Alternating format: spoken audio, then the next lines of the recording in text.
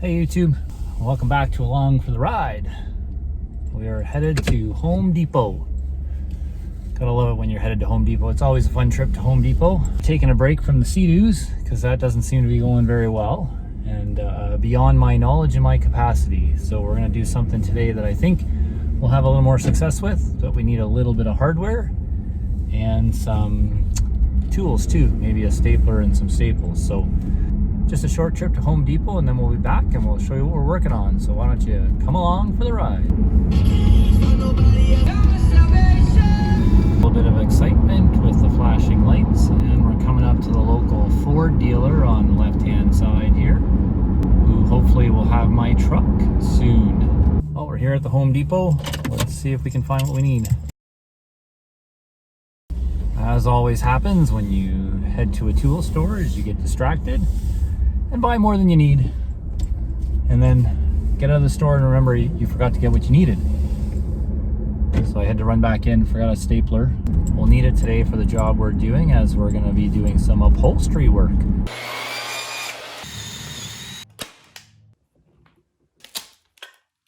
This here is a 2004 Honda Foreman ATV. We're storing it for an uncle, using it while it's here. He said that was fine. And when we picked it up, the issue was that one of these was damaged. It had rotted out and had come off. So we've gotten rid of the bolts out of here. I'm not sure why these holes are so large. Take a look under here, like that's a 1/2 inch hole. But anyways, so we decided we would take this one apart, and this is kind of what it looked like underneath. So you can see how it's all rotted out. We're gonna rebuild them for him. I think we're gonna use the same foam because I don't have any foam, and I like the way this is all contoured and stuff.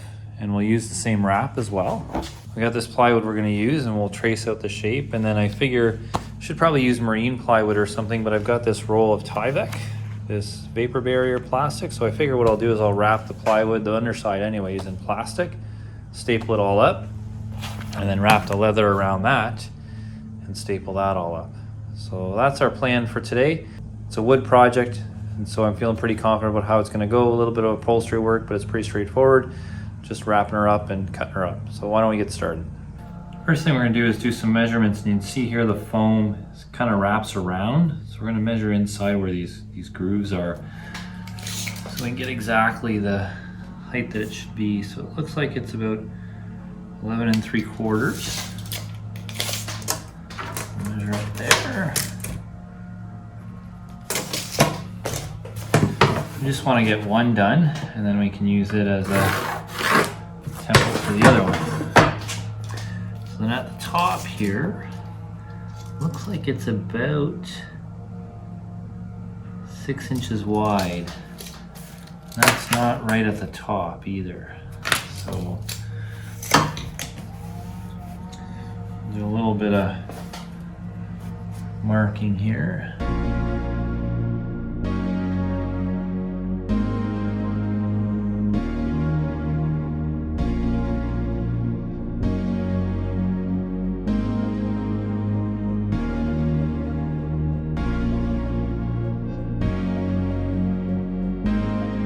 Okay, let's cut that out.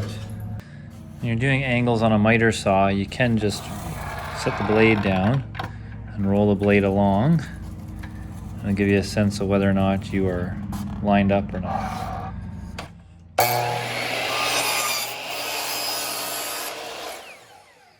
So another trick is, if you're really careful and you're comfortable with it, you can just line it up like this, hold it on the saw, it's not up against anything.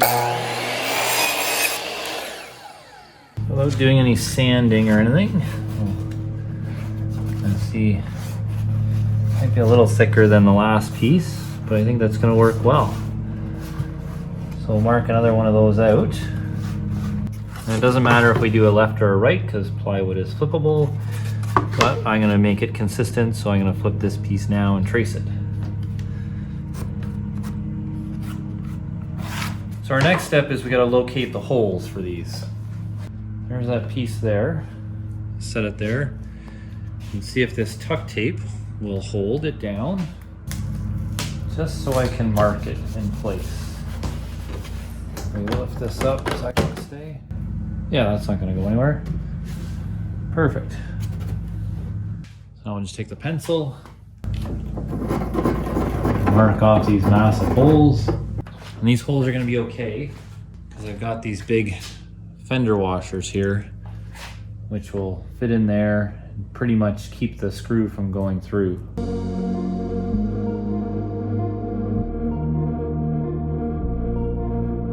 So this is what a T-nut looks like. And the idea behind a T-nut is it's a flush nut essentially. So you drill a hole, set the T-nut in and tap it through, and then you can bolt through the opposite side, and this is flush and there's no nut sitting here. So when you put your arm on top of the pad, you don't feel the screw.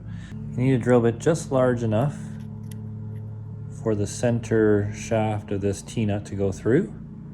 We're gonna mark the holes as close to center as possible and also drill through into a piece of scrap.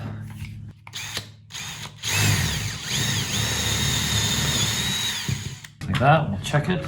So that's good. And hammer it in there. And that's what a finished T-nut looks like. So you can see it's nice and flush. And now when the bolt goes through this side, it'll pull it tight. So this is the side I want to wrap with this plastic. So I'm just going to cut a piece long enough to wrap over and above.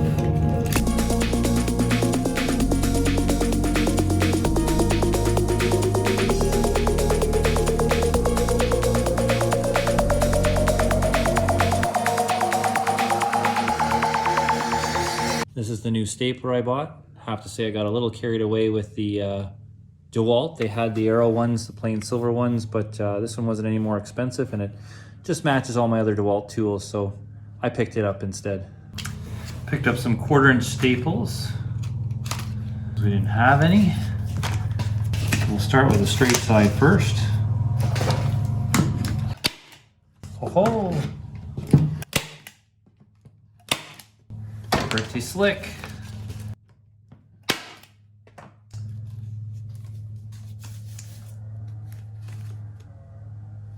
I'm doing the wrong side again. Come on, Cinty. So we flipped them around. We got this one sitting the right way, and we've marked them this time so we don't get it wrong.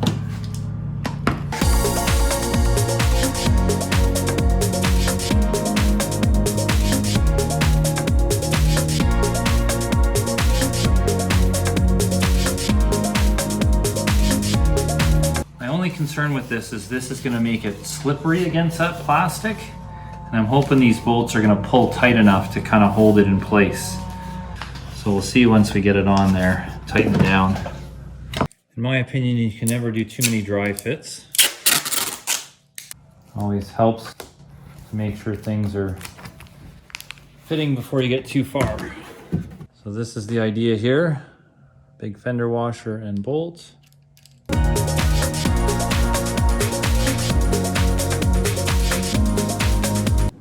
That's perfect. First thing we have to do is pull all the staples out of this leather. That's, you can see they're all rusted.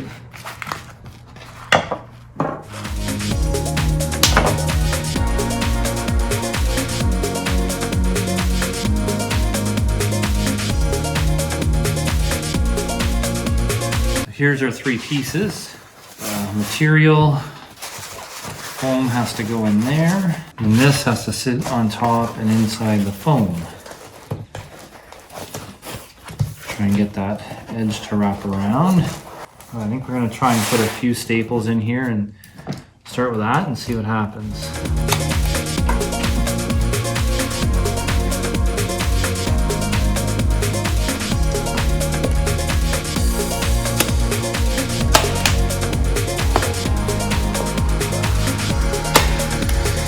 Figure out the corners here. I think they did like a corner and then folded it over top of the corner.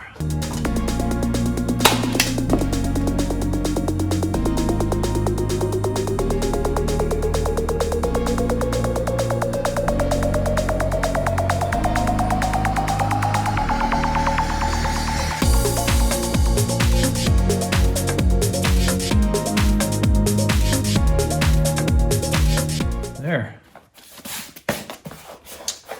Ta-da! So you need a new piece of duct tape here. Might have to do some line up here first. Make sure that looks good there. Okay.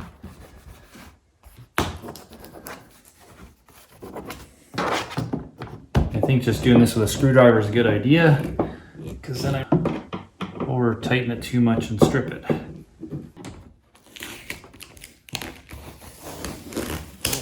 Duct tape sticks well to that. And there we go. A whole new shoulder pad. Well, almost new shoulder pad.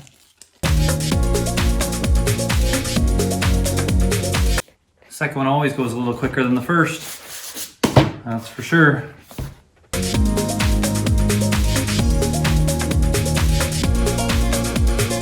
Wow, that really took I'll clean that off. Well, there you have it. 2 new armrests. So for a 2004, this Honda Foreman looks really good and is in great shape. My uncle's really taken good care of it, and that's just going to add to it, and who knows, might be good for another 17 years. So hope you enjoyed that little ride. I think we punched this one in the face today, and stay tuned for another one here on Along for the Ride. Thanks a lot.